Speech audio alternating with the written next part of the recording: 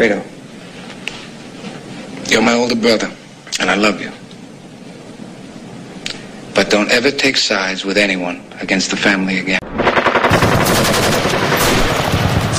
Rangers, Rangers, all the way, all the way. Here we go, here we go, here we go, here we go. C-130 rolling down the strip. C-130 rolling down the strip. Airborne daddy gonna take a little trip. Airborne daddy gonna take a little trip. Mission unspoken, destination unknown. Mission unspoken, destination unknown. Don't even know if we're ever coming home.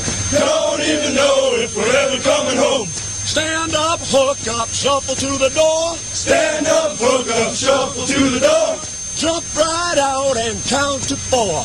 Jump right out and count to 4. If my main don't open wide. If my main don't open wide. I've got a reserve by my side. I've got a reserve by my side. And if that one should fail me too. And if that one should fail me too. Look out, ground, I'm a-coming through. Look out, ground, I'm a-coming through. And if I die on the old drop zone. And if I die on the old drop zone. Box me up and ship me home. Box me up and ship me home. Tell my girl I did my best. Tell my girl I did my best. Bury me in the lean and rest. Bury me in the lean and rest. When I get to heaven, St. Peter's gonna say, St. Peter's gonna say, how'd you earn your living? How'd you earn your living? How'd you earn your pay? How'd you earn your pay? I will reply with a whole lot of anger. I will reply with a whole lot of anger. Earn my pay as an airborne ranger. Earn my pay as an airborne ranger. Driving on, holding, 11 me, infantry.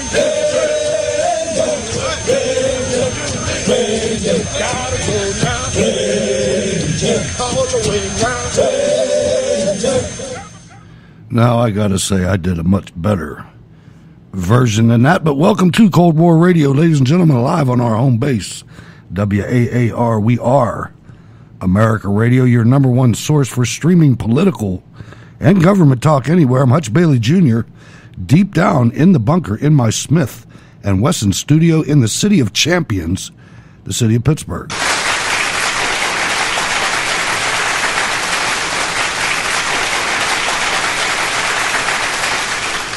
Now, I say that right now, the champion Pittsburgh Penguins are at the Pittsburgh Pirate baseball game being hosted by the Pirates. It's nice to live in a city like this for recreational things like that, other things, whatever. But anyway, please follow me on Spreaker. Check out the Facebook page, facebook.com/Cold War Radio, 2 A's in war. You can catch the show on Blueberry, Roku, YouTube.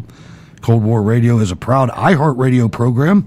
You can download the Cold War Radio app, and the email is scrtv@live.com. I wonder how many people in the chat room or in the listening audience could sing along with that cadence. I know I did. The Cold War Radio patron hotline is 412-567-2449. And we will talk about that in a minute. Chat room is up on Spreaker. Go to steelcityresistance.blogspot.com and get linked up with the best chat room on the web. Catch the show notes links. If you can help, hit the donate button. Even better, hit the Cold War Radio patron button, become a patron, or send me some snail mail at Hutch Bailey Jr., P.O. Box 96022, Pittsburgh, PA 15226. And now, let's talk about the phones. Ladies and gentlemen, I'm not trying to make excuses, but I work a full-time job. I have kids, grandkids, the whole 9 yards, and I was tired last night. And I got in there, and I got to tell you, the Cold War Radio patron hotline is a little deceiving. I've got 2 computers in the studio running. One is dedicated to nothing but that. And the screen sits in front of me, and it's deceiving. It's an evil screen, ladies and gentlemen. There's a bar across the bottom that says live now. And naturally, being a radio guy, when I see live now, I figure it's live now. But I sometimes forget that that means push it for it to be live now. So it was off air all night last night, and I apologize for that. I mitigated the situation. I put a blurb on the show notes template. So every time I'll see, put it to off air. So anyway, that ought to work. The phone lines are open tonight, 412-567-2449. Helga was wondering why the lights weren't on in the telephone studio because I never turned them on. All right, enough of that. Now, let's get into some things that happened. Today there was a hearing, another Hollywood hearing on Capitol Hill today, and I'm going to give you some highlights of that because I know that's what you want to hear. But did you guys catch Senator Wyden? This guy got a voice impediment. Senator Wyden, he has no class either. You think these people were colleagues in the Senate for so long, and as soon as one of them gets in a position of authority, they just turn on him like chickens do if one gets cut. But Senator Wyden, he doesn't have any class, but I want you don't get to hear too much of him in this clip, but you do get to hear Sessions. And I'll tell you, Jefferson Sessions is a warrior. Let's find this clip. Senator Wyden, I am not stonewalling. I am following the historic policies of the Department of Justice. You don't walk into any hearing or committee meeting and reveal confidential communications with the President of the United States, who's entitled to receive confidential communications in your best judgment about a host of issues, and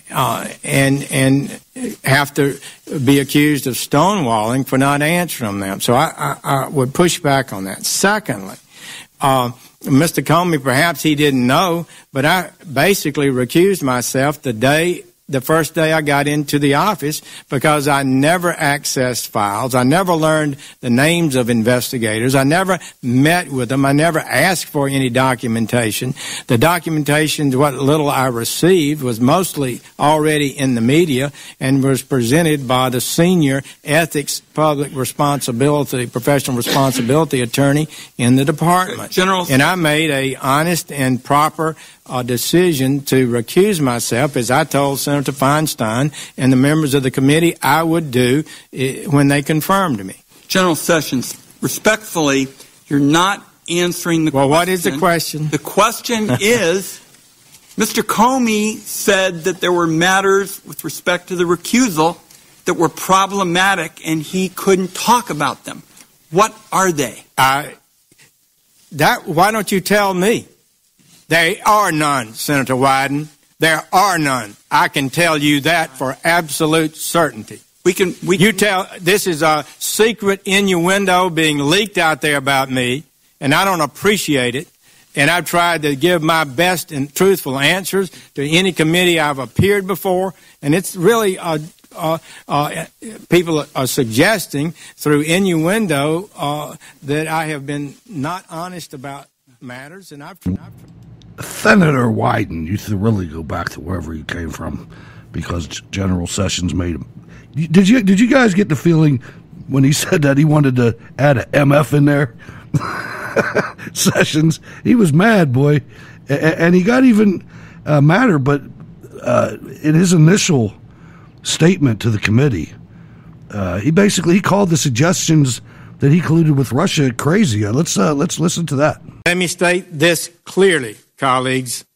I have never met with or had any conversation with any Russians or any foreign officials concerning any type of interference with any campaign or election in the United States. Further, I have no knowledge of any such conversations by anyone connected to the Trump campaign.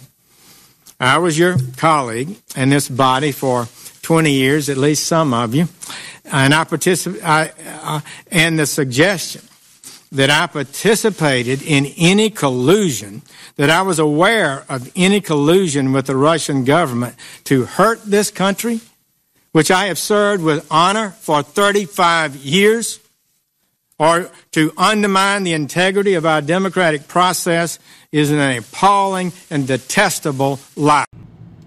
So he started off right off the bat. You know, there's still people out there that are talking smack like this isn't over yet. But let's listen to a final clip. I might not play this whole clip, but let's listen to Senator Cotton pretty much lay it out. This should be the template for us going forward. We should reject out of hand any more of this nonsense. Let's listen. I'm on this side of the dais.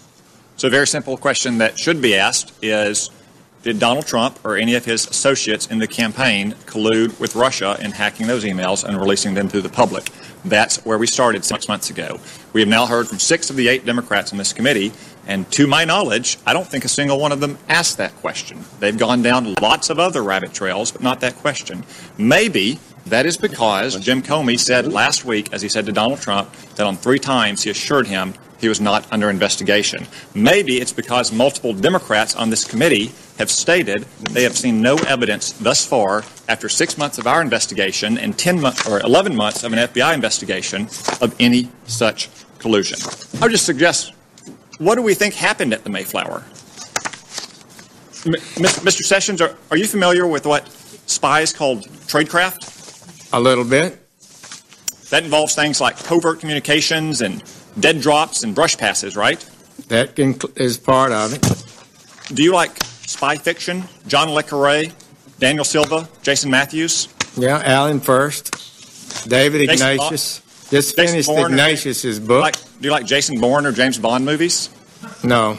Yes. I do.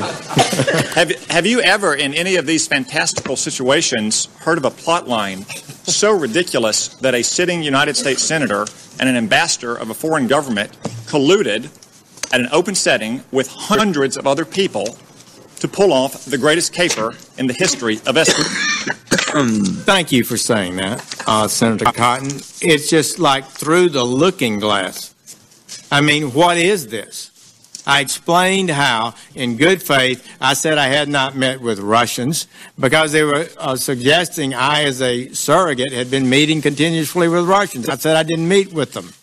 And now the next thing you know, I'm accused of some reception, plotting some sort of influence campaign for the American election. It's just beyond my capability to understand, and I really appreciate, Mr. Chairman, the opportunity at least to be able to say publicly, I didn't participate in that and know nothing about it. And I gather that's one reason why you want to testify today in public. Last week, Mr. Comey, in characteristic dramatic and theatrical fashion, alluded ominously to what you call innuendo, that there was some kind of classified intelligence that suggested you might have colluded with Russia or that you might have otherwise acted improperly.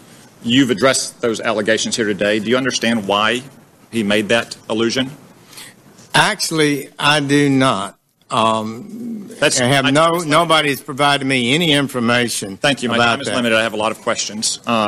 Mr. Blunt asked you if you had spoken in response to Mr. Comey's statement to you after his private meeting with the President on February 14th or February 15th. You said that you did respond to Mr. Comey. Mr. Comey's testimony said that you did not. Do you know why Mr. Comey would have said that you did not respond to him on that conversation with you on February 14th or 15th? I do not. It was a little conversation, not very long, but there was a conversation, and I did respond to him, perhaps not to everything he asked, but I did respond to him, I think in an appropriate way.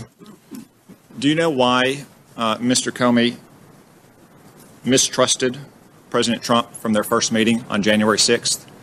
He stated last week that he did, but he didn't state anything from that meeting that caused him to have such mistrust, to believe it. I'm not able to speculate on that.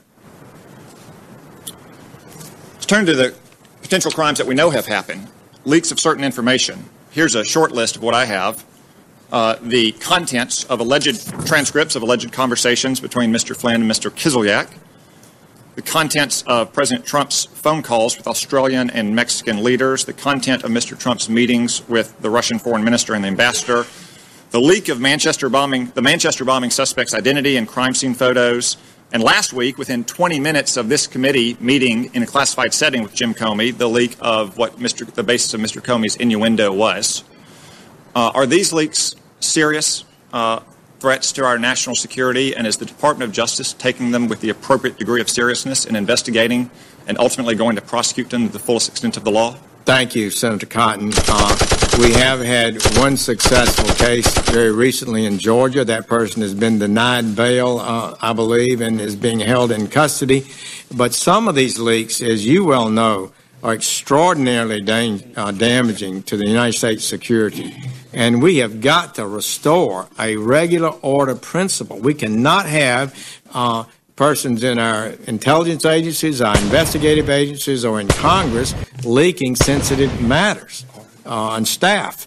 So this is, I'm afraid, will result in, is already resulting in investigations, and I fear that some people may find that they wish they hadn't leaked. Thank you. My time has expired, but for the record, it was stated earlier that the Republican platform was weakened on the point of arms for Ukraine. That is incorrect. The platform was actually strengthened. And I would note that it was the Democratic president who refused repeated bipartisan requests of this Congress to supply those arms to Ukraine. Senator. So there you go, Senator Cotton. I just noticed that every now and then he sounds like Forrest Gump, but, you know, there's nothing wrong with that. But he pretty much wrapped the whole thing up there, and I think I want to thank Norway for providing that clip right at the last minute. I almost didn't play it, it's so long. But after listening to some of it, I figured, well, I'll start playing it. I played the whole clip. I think it was worthy for you guys to get to hear that if you were out working or for whatever reason couldn't catch the hearing, as I couldn't. But, you know, after all this, I turned on Fox News Channel. Why do I do that? I don't know. But I did, and the panel is steady trying to find reasons for more questions and more hearings. And they think the one guy said that he thought that this just lines up session for another round of questions. I say shut it down. Let's shut it down and let's have the battle. Let's have the battle with the deep state. Let's do it. You know, this is ridiculous. You've got CNN up there. You got Lindsey Graham, one of the ladies of the Senate, and he's up there, questioning Mueller about Clinton Foundation attorneys joining the independent counsel, and CNN cuts his mic in the middle of the questioning.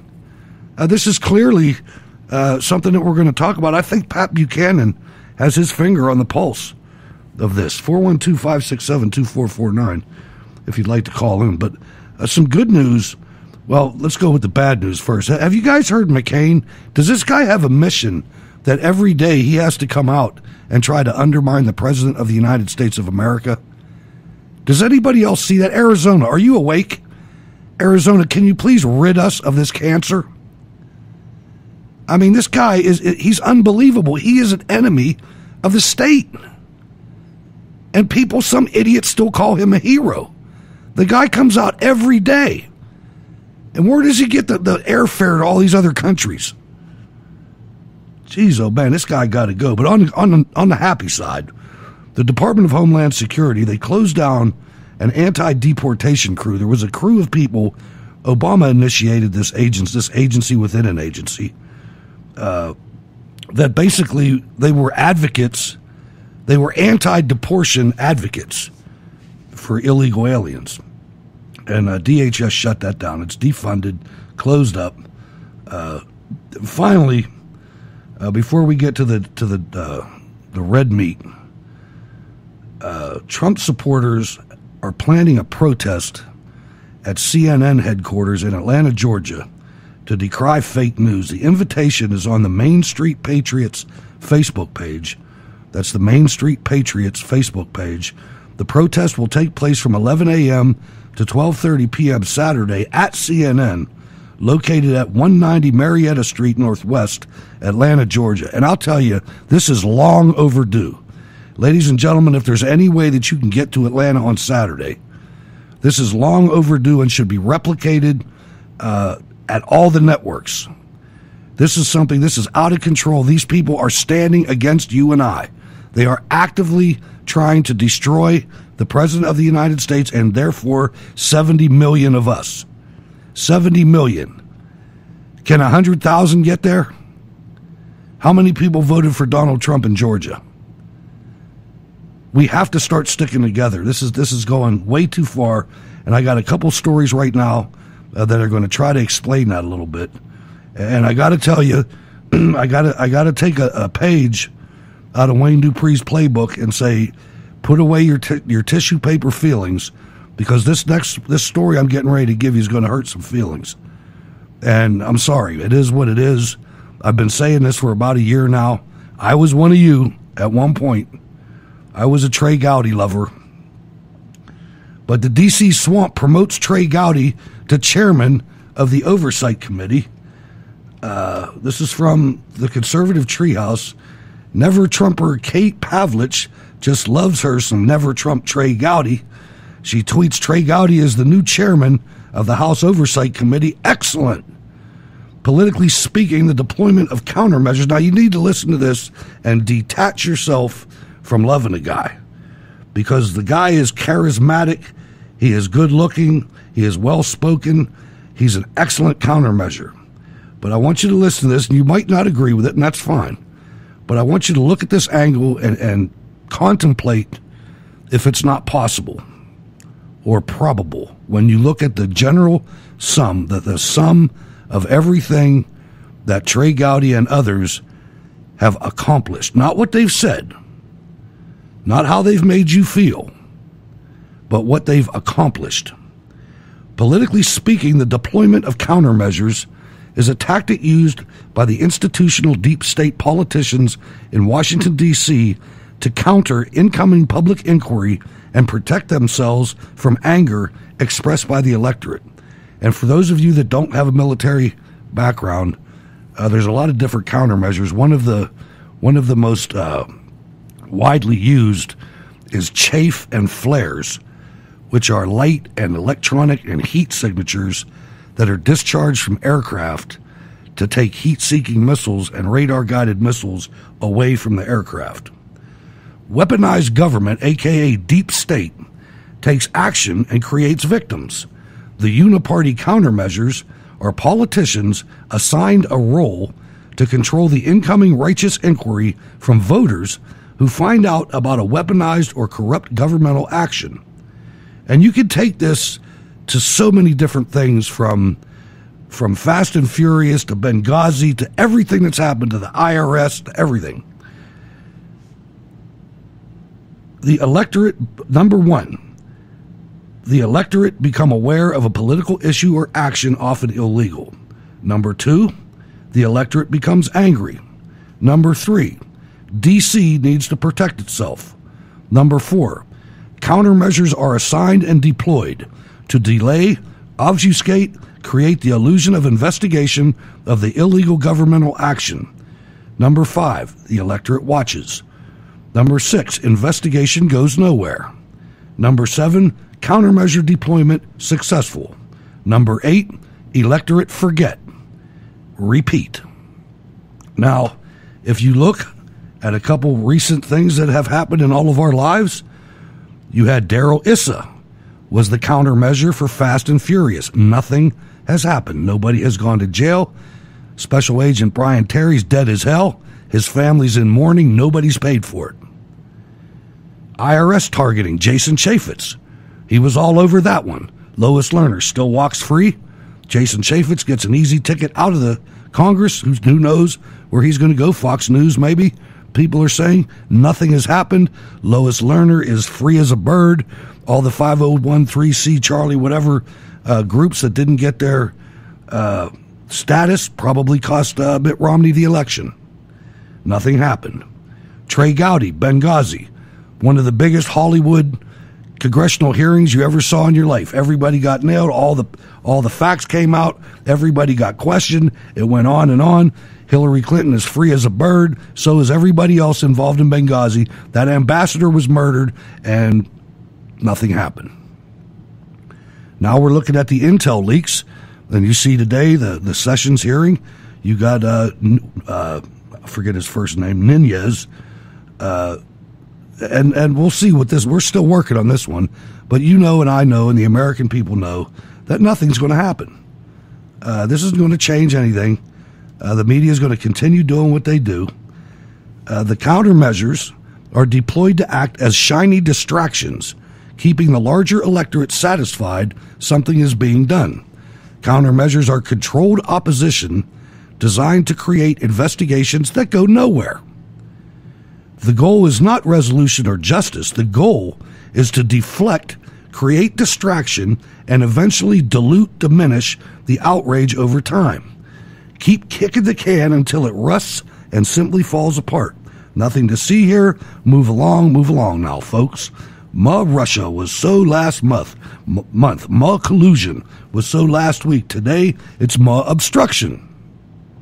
The political system in Washington, D.C. has become so massive that it is now capable of protecting itself.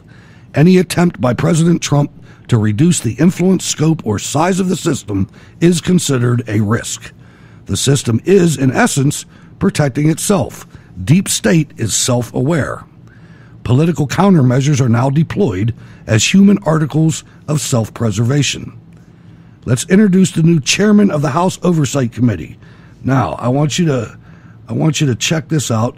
You'll remember the case of the Muslims inside the government that got hold of all the top secret documents and everything, and how everybody out here thought that was supposed to be the #1 story. Let's listen.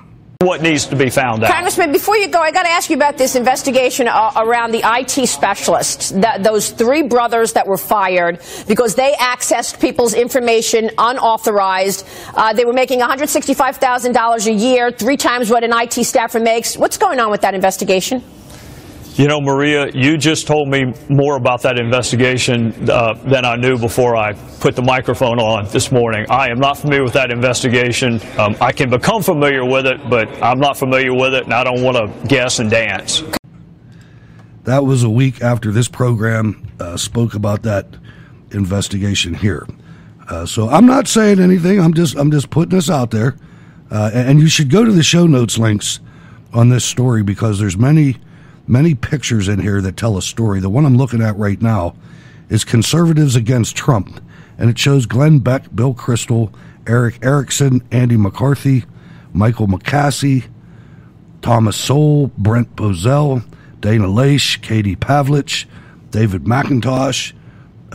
It's something, and you even had a group of leading conservatives unite to actually stop Trump from winning the nomination.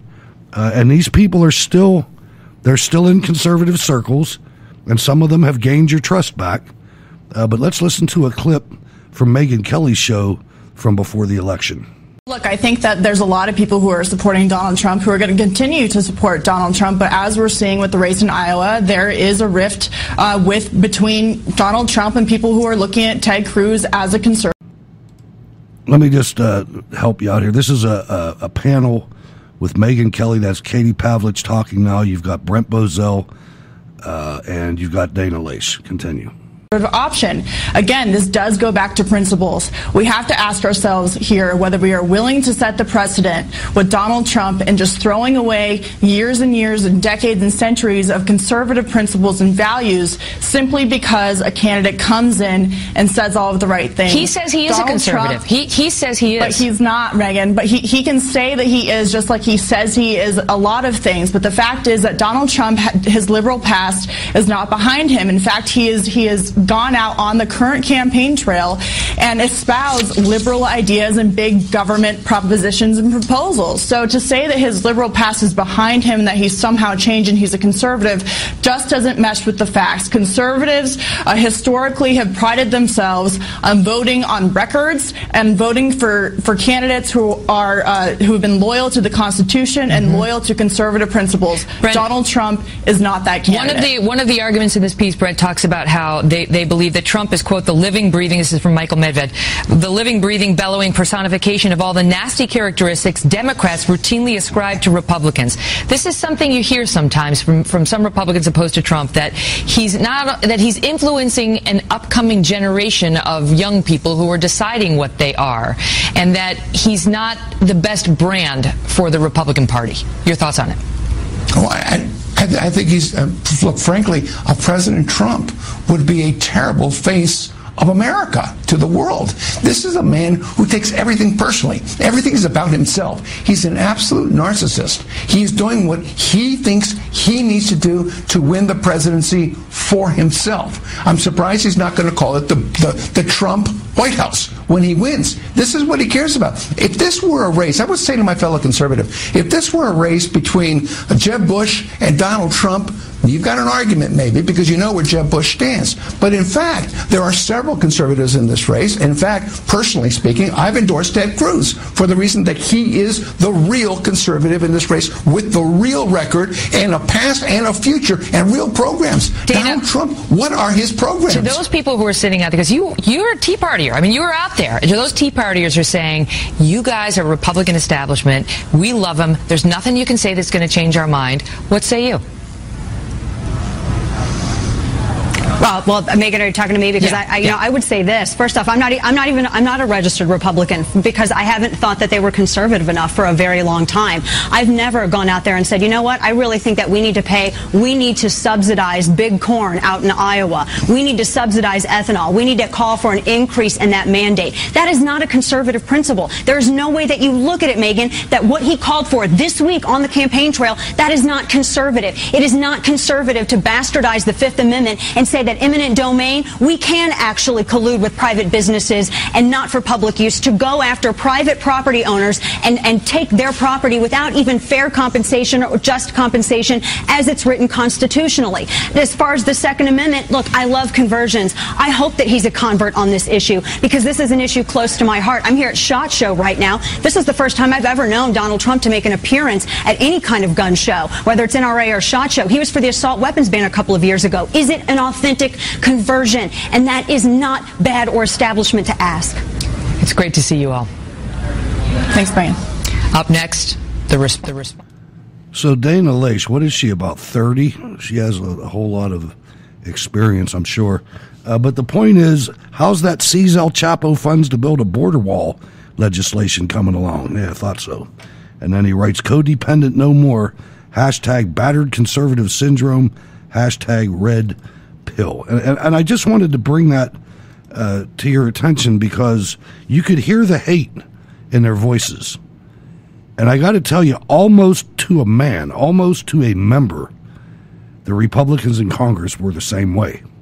If you think back, if you look at the coalitions, until the fair-weathered ones, the ones that wanted to ride the train, and it's not fair to say all of them. Some of them know what time it is, but a lot of those guys, including Trey Gowdy, were not on the bandwagon for this guy, and a lot of them really hate the president. And whether that's eased up a little bit by now, I don't know. But my point is, I don't trust any of them. This guy's got to get right to us. He's got to get to the American people, and there will be squishes the same way they squished for the Democrats. They'll come over to Trump's side. There's some already. Some people realize that it's either this guy or we're dying, because that's what's going to happen. If this ends up a total failure in 2018, 2020, I'll never look at another Republican again. These people are shameless. They have no integrity, no backbone, and frankly, they're not very smart. I mean, what else are you going to back? I heard that Mitt Romney's planning another run. What an idiot. I mean, who would ever imagine this guy getting any traction? There is no Republican, including Pence, that's going to get any traction if this guy is let down. Mark my words, write that down. I'm telling you, if we don't succeed with Donald J. Trump and this administration, we are going to go to the woods, to the winter for a long time, and another party will emerge on the other side. But there will be pain in between. Just as there was with the Whigs and the Republican Party, and at the end of that, there was a war. And Patrick J. Buchanan asks, are we nearing civil war? President Trump may be chief of state, head of government, and commander-in-chief, but his administration is shot through with disloyalists plotting to bring him down. We are approaching something of a civil war where the capital city seeks the overthrow of the sovereign and its own restoration. Thus far, it's a nonviolent struggle. Those street clashes between pro- and anti-Trump forces are increasingly marked by fistfights and brawls. Police are having difficulty keeping people apart. A few have been arrested carrying concealed weapons. How many people out there in the audience are starting to get a little antsy? Like maybe you've had enough of this. That the objective of this city is to bring Trump down via a deep state media coup is no secret. Few deny it. Last week, fired director of the FBI, James Comey, a successor to J. Edgar Hoover, admitted under oath that he used a cutout to leak to the New York Times an Oval Office conversation with the president.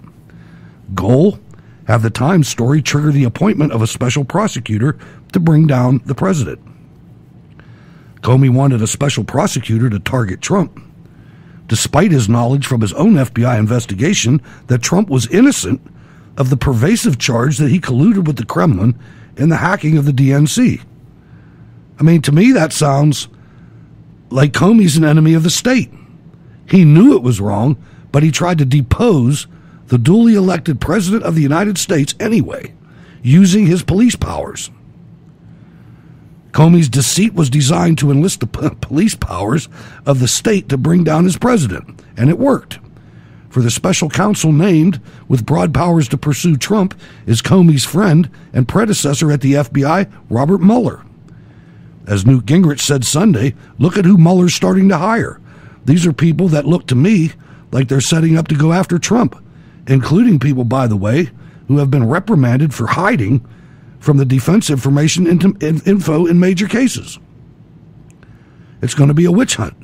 Another example, according to the Daily Kos, Trump planned a swift lifting of sanctions on Russia after inauguration and a summit meeting with Vladimir Putin to prevent a second Cold War. The State Department was tasked with working out the details. Instead, says Daniel Fried, the coordinator for sanctions policy, he received panicky calls of, please, my God, can you stop this? Operatives of state disloyal to the president and hostile to the Russia policy on which he had been elected collaborated with elements in Congress to sabotage any détente. They succeeded. It would have been a win-win for Moscow, said Tom Malinkowski of State, who boasted last week of his role in blocking a rapprochement with Russia. State employees sabotaged one of the principal policies for which Americans had voted, and they substituted their own. Not in memory have there been so many leaks to injure a president from within his own government, and not just political leaks, but leaks of confidential, classified, and secret documents. The leaks are coming out of the supposedly secure investigative and intelligence agencies of the U.S. government. The media, the beneficiaries of these leaks, are giving cover to those breaking the law. The real criminal collusion in Washington is between big media and the deep state, colluding to destroy a president they detest and to sink the policies they oppose. Yet another example is the unfolding unmasking scandal. While all the evidence is not yet in, it appears an abnormal number of conversations between Trump associates and Russians were intercepted by U.S. intelligence agencies. On orders higher up, the conversations were transcribed, and contrary to the law, the names of the Trump associates unmasked. Then those transcripts, with names revealed, were spread to all 16 agencies of the intel community at the direction of Susan Rice and with the possible knowledge of Barack Obama, assuring some would be leaked after Trump became president. The leak of General Michael Flynn's conversation with the Russian ambassador Sergei Kislyak after Obama imposed sanctions on Russia for the hacking of the DNC may have been a product of the unmasking operation. The media hit on Flynn cost him the National Security Council post. Trump has had many accomplishments since his election, yet his enemies in the media and their deep state allies have often made a purgatory of his presidency. What he and his White House need to understand is that this is not going to end. This is a fight to the finish, as I said at the beginning. That his enemies will not relent until they see him impeached or resigning in disgrace, or we destroy them. To prevail, Trump will have to campaign across this country and wage guerrilla war in this capital, using the legal and political weapons at his disposal to ferret out the enemies within his own government. Not only is this battle essential, if Trump hopes to realize his agenda, it's winnable, for the people sense that the Beltway elites are cynically engaged in preserving their own privileges, positions, and power, Trey Gowdy included. If the president cannot rewrite Obamacare or achieve tax reform, he should not go around the country in 2018 wailing about Nancy Pelosi or Chuck Schumer. They're not the real adversaries. They're interchangeable parts. He should campaign against the real enemies of America first by promising to purge the deep state and flog its media collaborators. It's time to burn down the Bastille. That, ladies and gentlemen, is the truth. 412-567-2449. I had to piss somebody off. Come on now, phone lines are open. Helga's up there. I'm paying her, and she's not doing anything. I don't know, but we do have to get into something serious on the outside. General Mattis has said yesterday, he said that North Korea is the most urgent threat to security. This is from Reuters, and Idris Ali and Mike Stone. U.S. Defense Secretary Jim Mattis said on Monday that the advancing missile and nuclear programs were the most urgent threat to national security, and that its means to deliver them had increased in speed and scope. Man, that is some scary stuff right there, but we'll get into it in a minute. Let's say good evening to Florida and Kerry. Good evening, sir. Good evening. I'm glad you remembered to press the button. Yeah, I got it figured out now. Hey, man, we all have bad days, right? Certainly. Okay. Here's the thing that you have to remember. Whoever makes the first move is the one that's going to die. If they, or should I say whoever makes the first move is the one that violates the law. The first one that makes the first illegal move is the one that violates the law. They're criminals.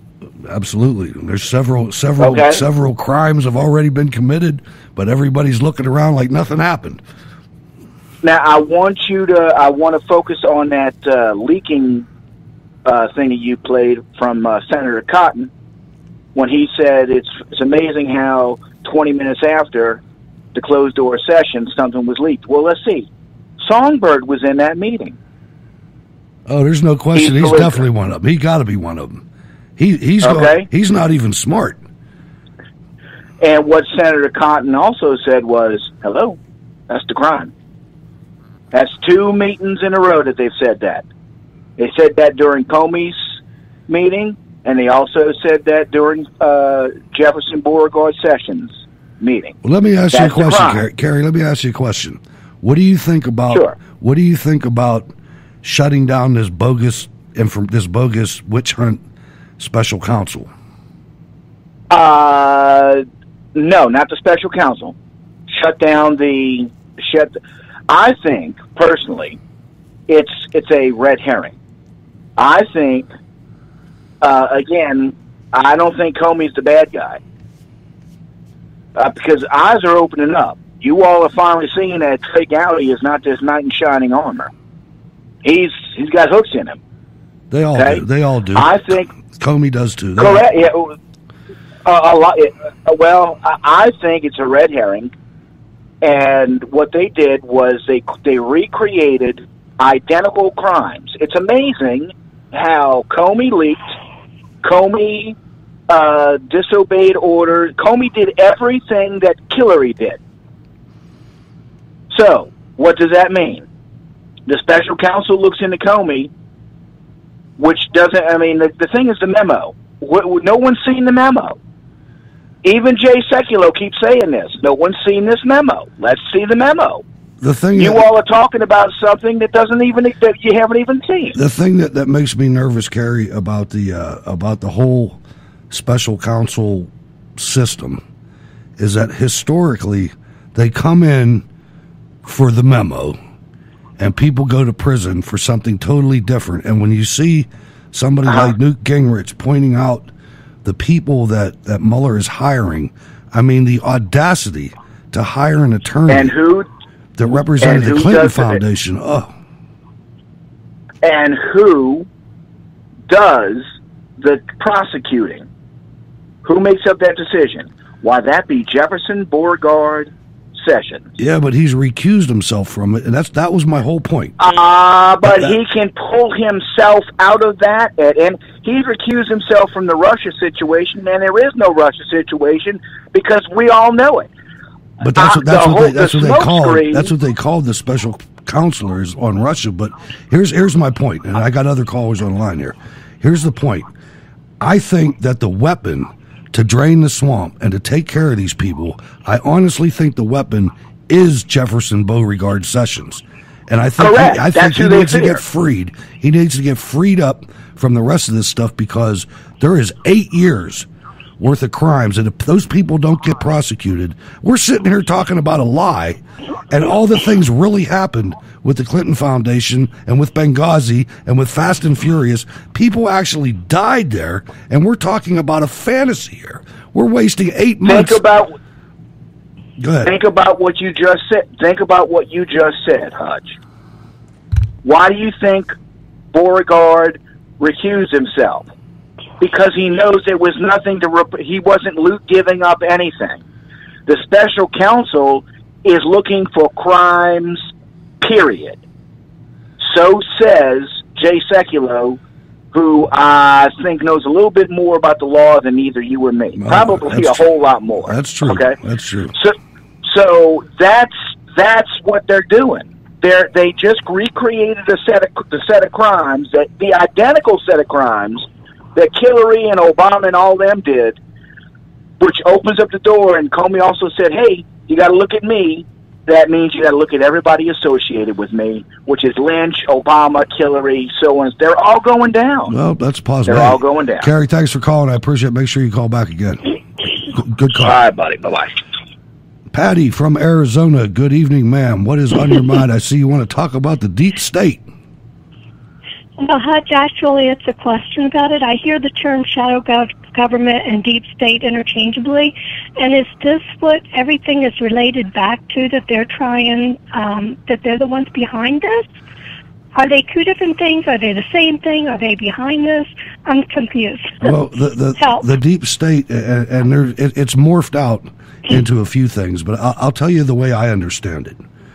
You have the federal government, which has elected officials, but each one of those elected officials has their own staff, and there are so many agencies of the federal government that no matter who is elected to what position, there are thousands, if not tens of thousands, of people in Washington, D.C. that stay there as long as they want. They stay there for their entire careers. They stay there for, just a long time. And they're in positions of power at the State Department, at the Department of Justice. And I'm talking about the employees, not the people that that you've heard of. I'm talking about the thousands of people that work there. And when you look at how long they've been there and how big Washington has grown, that's what Sundance was talking about when he said, in my first story, when he said Washington has grown so big that they can now protect themselves. And he's talking about those people. And one of the things to understand is that Washington, D.C. voted 97% for Hillary Clinton for president. And that's where all those people live. So we have a built-in enemy in a lot of the agencies in the United States. Now, shadow government is a part of the deep state. There's a thing called the seventh floor at the State Department that I think Rex Tillerson has cleaned out pretty well. But that was basically they considered themselves the permanent, especially on foreign policy, the permanent government of the United States. President of the United States and Secretary of State be damned. And I think finally, Patty, what we're seeing is somebody audacious enough to try to attack that. And that's why you've got this whole world of people against the president and virtually against us. because we support the president no matter. I mean, this is something that we're going to see through. And there are trillions of dollars at stake. If you look at the people in Washington, and not just the elected officials, but especially the elected officials, they go in there without two nickels to rub together, and they come out millionaires, every one of them, bar none. I mean, if you saw the house that Paul Ryan lives in, Paul Ryan never did anything in his life except work in politics for Dick Gephardt, not Gephardt, I can't remember the guy's name right now. Jack Kemp.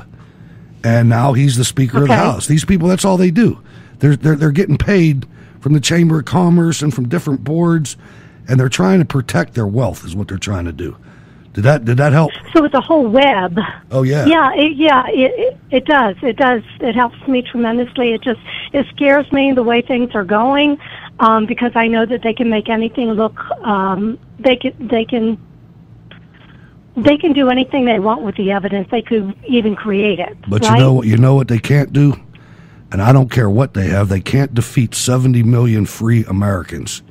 That is impossible. There's nobody on the face of this earth that can do that if we stick together and stay strong. Thank you, Hutch. I needed that. Thank you so much. Thanks for calling. Please call back again. All right, ladies and gentlemen, let's get into North Korea. I want to play a quick clip. This is a clip of a demonstration that the November Kilos did for shore-to-ship missiles. More missiles fired from North Korea's east coast on Thursday, apparently short-range rockets designed to target enemy ships. It's the latest in the country's fast-paced series of long, medium, and short-range missile tests, and comes less than a week after the UN hit the regime with even more sanctions. Seoul and Washington are monitoring the situation closely. It looks like they're trying to showcase their variety of missiles and their ability to target vessels ahead of our joint sea exercises with the U.S. Navy. It's the fourth missile test from Pyongyang since South Korean President Moon Jae-in took office 2 months ago, and comes a day after Seoul announced it will hold off installing the remaining parts of THAAD, the controversial U.S. anti-missile system designed to blow North Korean rockets out of the sky. Officials say the project has been suspended while they assess THAAD's environmental impact, a review that could take well over a year. The decision comes after a probe revealed that the South Korean military hid the rollout of additional launchers from the president, and it's not going to be popular in Washington. The U.S. is urging South Korea to hasten the THAAD deployment, saying its mission is critical to protecting South Korea. And I apologize for the audio quality on that. The experts in the chat room noticed that right away. What that was the news agency decided to use the left track for the reporter and the right track for the dubbing of the sounds of the Korean military people you heard on the other side. So that was a little weird, but it's Korea, man. What are you going to do? So anyway, I mean, this is a serious situation, and we're going to save the Islamic story for tomorrow, for Thursday, and I'll just finish up with last week's ratings are in. More bad news for the struggling Fox News channel, and it serves them right. I mean, I've never seen any worse programming. I can't even watch it anymore. 9 o'clock to 5, really? You know, I mean, who wants to watch that romper room child show at 9 o'clock in the evening? I sure don't, but it doesn't matter because I'm on the radio at 9 every night anyway, so it doesn't really matter. But they, for the week of Monday through Friday, 5th to the 9th, the news continues to be bad for the ailing Fox News channel, according to TV Newser, which is part of Adweek.com. Rachel Maddow on MSNBC had the #1 show of the night, Friday, June 9th, and MSNBC won the week in Monday to Friday primetime among adults 25 to 54. That's that sample you always hear about. Fox News remains on top of cable news in total viewers.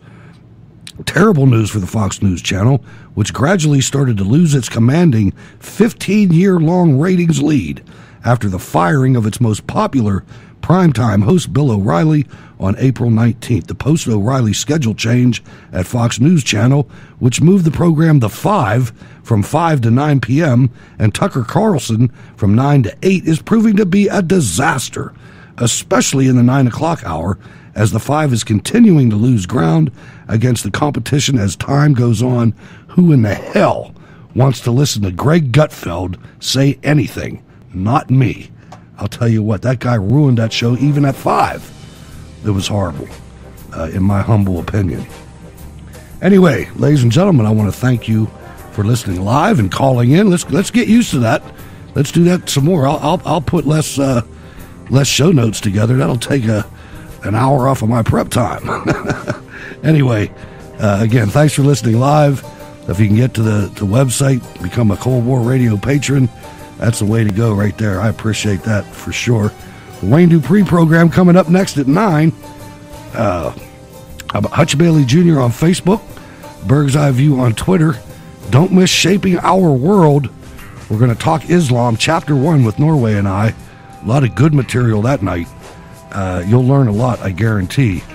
I'm especially going to go at it at an angle of the early 1900s. This didn't just start, ladies and gentlemen. It did not just start for us or anybody else. So tune in for Shaping Our World on Thursday night. Not sure how the permanent schedule is going to pan out. I think we're going back to Mondays on that, but we will figure that out when we get to it. Thanks for letting me into your life for 1 hour, ladies and gentlemen. God bless.